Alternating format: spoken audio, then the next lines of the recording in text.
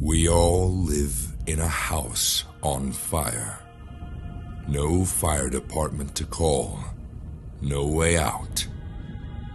Just the upstairs window to look out of while the fire burns the house down, with us trapped, locked in it.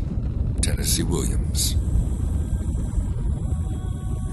ارتفاع درجات الحرارة، حرائق عملاقة، انقراض النظم البيئية.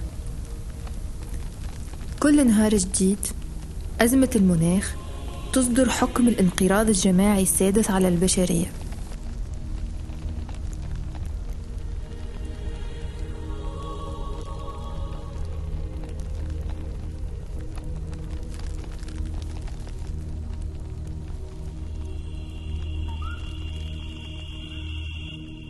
غابة الامازون هي أكبر غابة استوائية في العالم، تنتج أمطار نافعة في كل قارة من كوكب الأرض.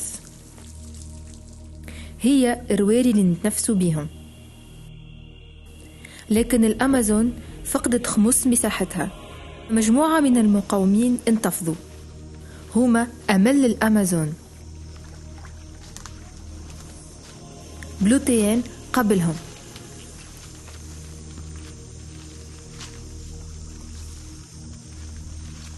عسلامة عائلة بلوتيان، احنا توا في بارك أومايري في الإكوادور.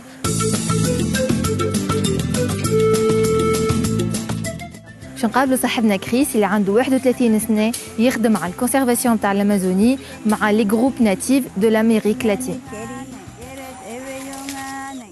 Did you see this species? And in Schwar, and it's anti-inflammatory. It's dark above, purple below, and velvety. You can feel how velvety. We can just squeeze the juice right out of the plant.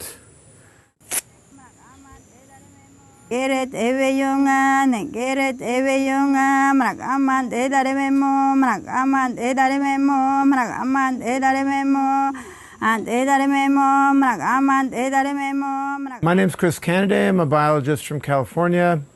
I first came to Ecuador to do research on birds, looking at the impacts of deforestation, the oil industry, which birds are more affected, how far into the forest.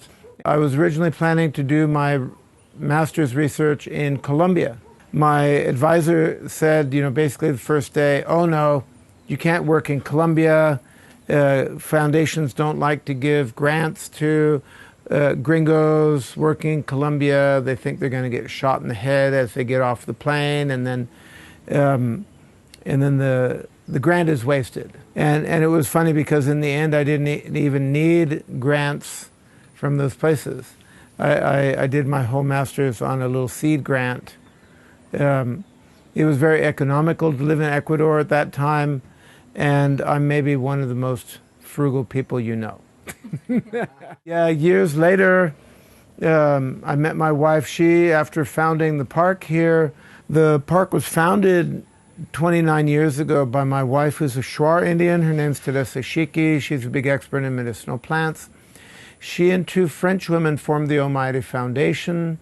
They bought the 15 hectares when it was mostly all grass for cows, right?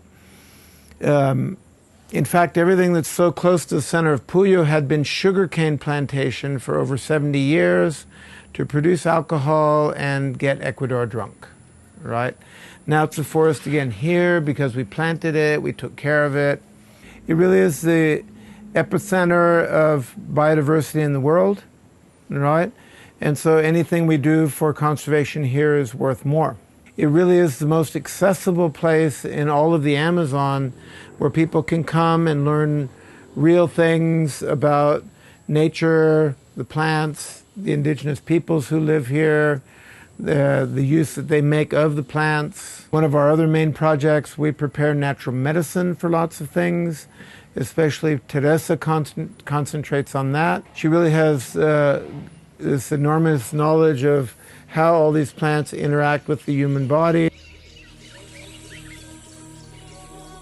مخبية وراء الأشجار أقوى الحيوانات المفترسة في العالم تعيش في أدغال غابة الأمازون.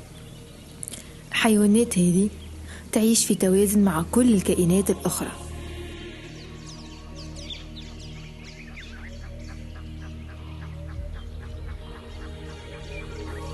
كل نوع من الحيوانات وكل نبتة هو جزء من سر الحياة. سر الحياة نسميوه علميا التنوع البيولوجي.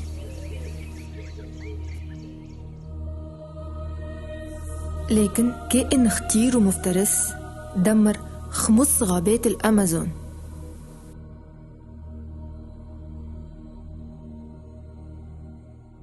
There's an analogy, if you are curious about how clocks work, right, and you start taking apart a clock, the first rule is to keep all the pieces, right? You may not know what that piece is for, and you might be able to put it back together, and supposedly it works without that piece, but there's probably a reason that they did that piece, right? And so there's the general rule to keep all the pieces, right? And the only way to keep all the pieces is to maintain at least some intact forest somewhere where all of the native species are living. There may be some plant which is a cure to cancer or whatever, and maybe we don't know, we're not using it now, and if it goes extinct, we'll never know because it's not there to test. If we look into history, almost all of the great civilizations, the Egyptians and whatever, their societies disappeared because they destroyed their ecological base. One of the main things here with deforestation is that it's a big carbon sink, right? When the forest is intact, it's holding a lot of carbon and, it's just there. But if we cut it down and burn it, then all the CO2 is back in the air, and now we have more greenhouse effect and everything. And so that can really be a big factor, especially when you take into account how big the Amazon is. I went to the Garden of Love and saw what I never had seen. A chapel was built in the midst where I used to play on the green. William Blake. شركات النفط استخرجت أكثر من 1 مليار برميل نفط من غابة الأمازون في 50 العام اللي فاتت. استخراج النفط هو تحدي وجودي للغابة. When they do a petroleum project, there's a big impact everywhere because they're doing seismic testing. It involves putting explosives into the ground. I think they get put down maybe 20 meters or something. It's not only that explosion, so the trail that's cut and the noise and the explosions and the helicopters to supply the whole thing and everything is just much, much more intense than what it used to be, right? And now presumably they don't do it, but in the 1970s, the oil company would actually have someone hired to hunt the animals to feed the workers. And I'm sure they don't do that now, but they used to do that, right? The ant pittas and the ant thrushes and everything, they've been in their quiet forest in the Amazon for millions of years, and they pick up and go. My personal opinion is that there shouldn't be oil wells in a national park. If it's unavoidable, it would make more sense to just have a small number at one time. And when they want to make a new oil well, no problem, they can wait until one of the old ones finishes. We reforest, the animals get scared from the new oil well, can recolonize the old oil well. If we have oil wells everywhere at the same time, the biodiversity can't withstand it, nor the cultures. It must be a sign that it's time to do conservation and not just talk about conservation.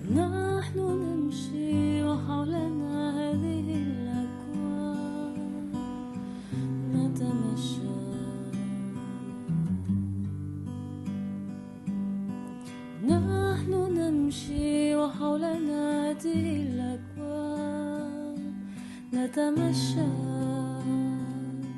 نتمشى في ظل